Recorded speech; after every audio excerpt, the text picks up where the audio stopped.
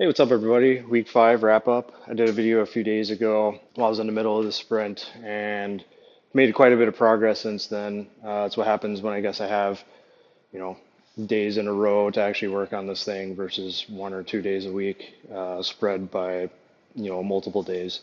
It's nice to get that momentum going. But anyways, um, my goal was to put up the walls. I got that done. Um, I'll go through, I guess, how I did that and everything in a second, but I guess I haven't actually started on the bamboo yet. That's going to be probably one of the next projects. I think I'm procrastinating subconsciously on it. Before I do that, though, I think I need to get the ceilings up, and I'll go over some of the stuff that I've developed and whatnot for that. But other than that, got the walls up. I got the kitchen galley mostly mounted, and I figured out how I was going to mount that to the chassis. And I've got quite a few products in to actually build this thing, including the fridge and some other components. So it was nice having, Thanksgiving week, that Thanksgiving day, and then part of Black Friday, and then the following weekend to actually work through this stuff. So let's get into it.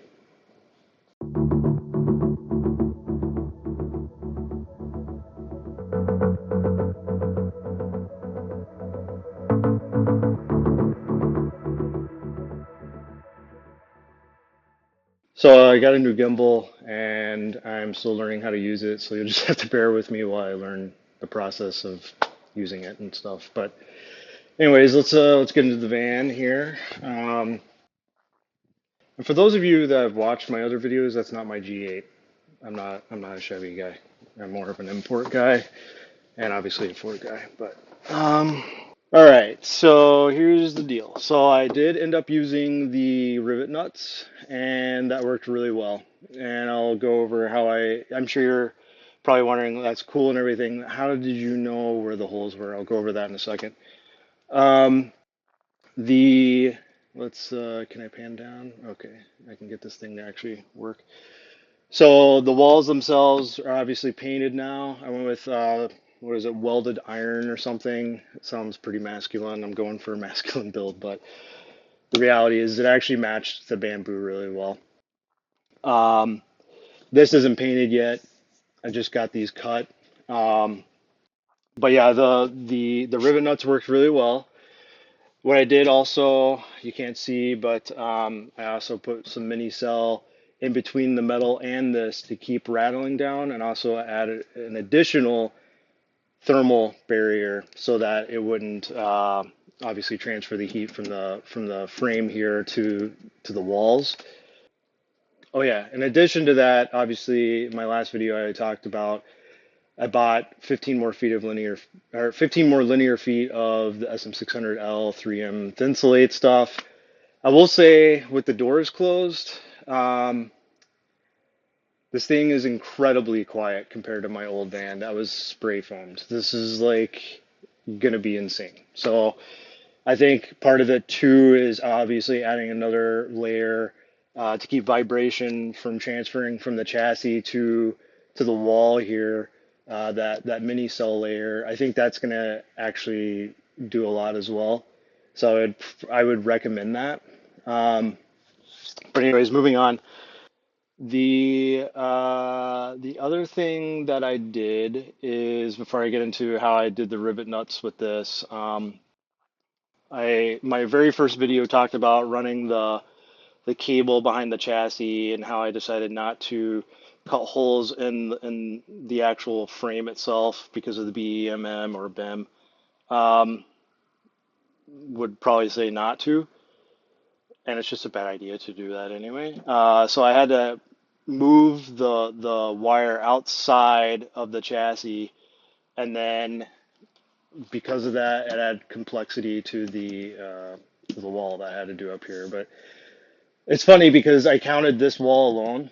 Um, the downside of doing rivet nuts, and what I'm about to show you how I did that, is I counted how many times I had to take this out. Now, granted, this was like I had to like do measurements and everything for that, and wow, this is really hard backwards. The cable right there. Um, I counted 10 times. I put it in the chassis, I took it out, you know, I would measure things and I was just trying to be very accurate with my measurements. So it just takes time, you know. It took 5 hours to do this one and the passenger side one. So van van stuff takes a while. So at least for my amateur ass. So okay, let's get into how I did the rivet nuts. So if this is your first time watching, I'm going to go over what a rivet nut is quick. So it's this thing. Hopefully the camera can capture it. It goes into these holes. These happen to be the perfect size. I think it's 3/8 inch that fits the 1/4 inch rivet nut. And once you compress it, it doesn't spin. At least it's not supposed to.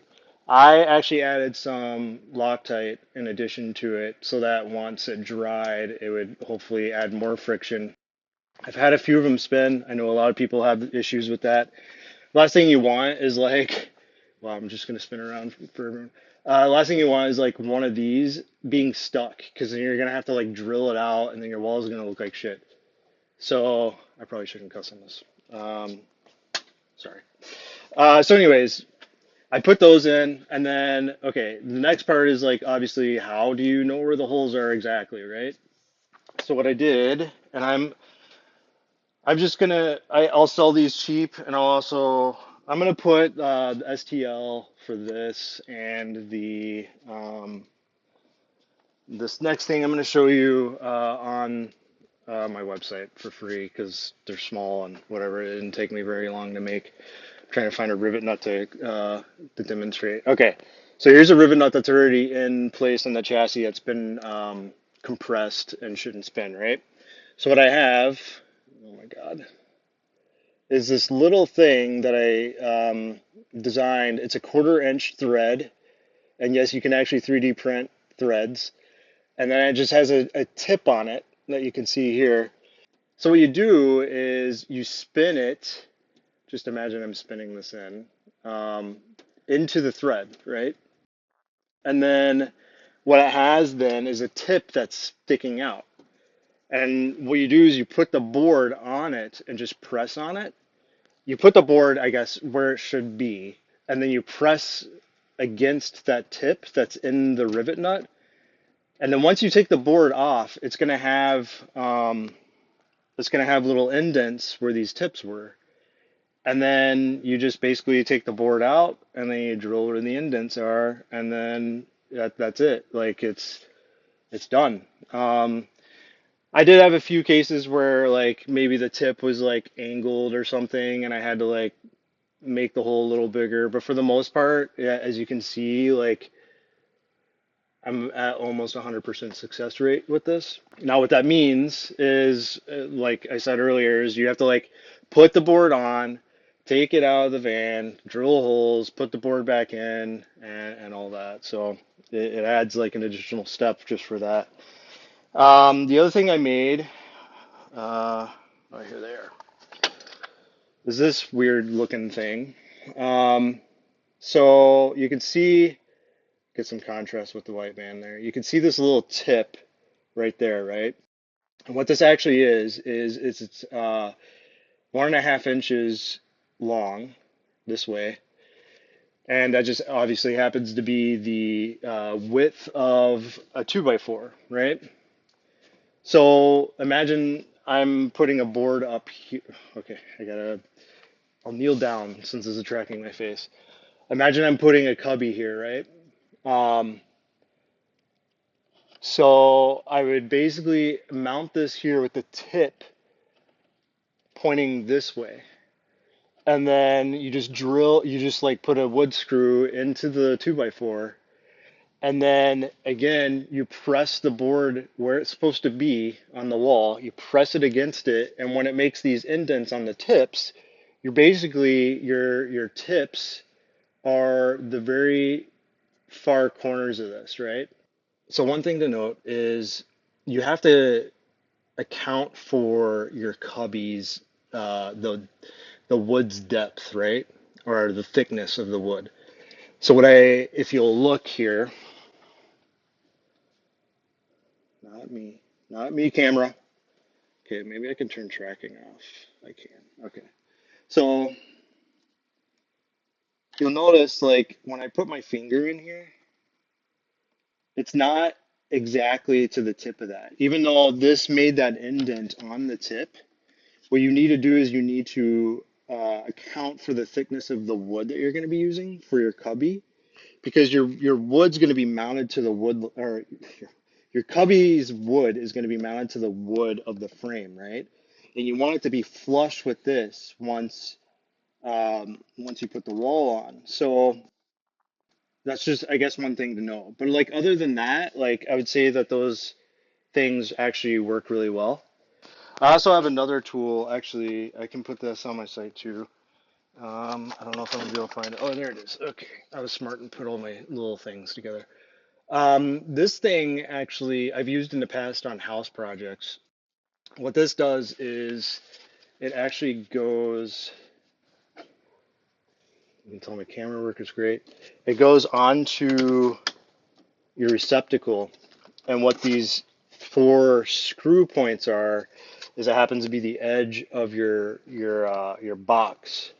Typically, I found that some boxes are a little different size, but like this, for the most part, will help that. Now, there's like when I first started doing it, there was like a lipstick trick where you like put lipstick on the receptacle box, and then you put the drywall up, and that obviously leaves a mark where the box is. It works. It's just messy and whatever.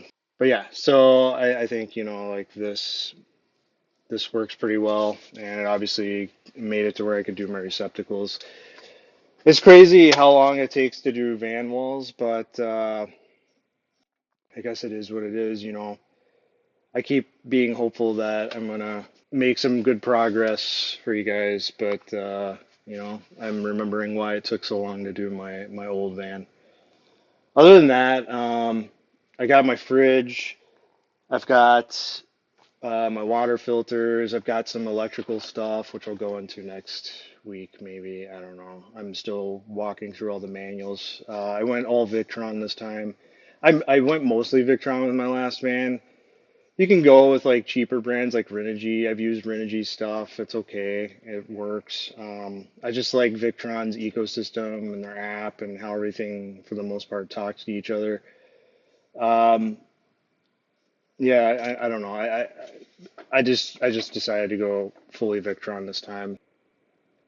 But yeah, anyways, hopefully I can get the ceilings done and everything painted and have some better updates for you next week. Electrical is going to be fun.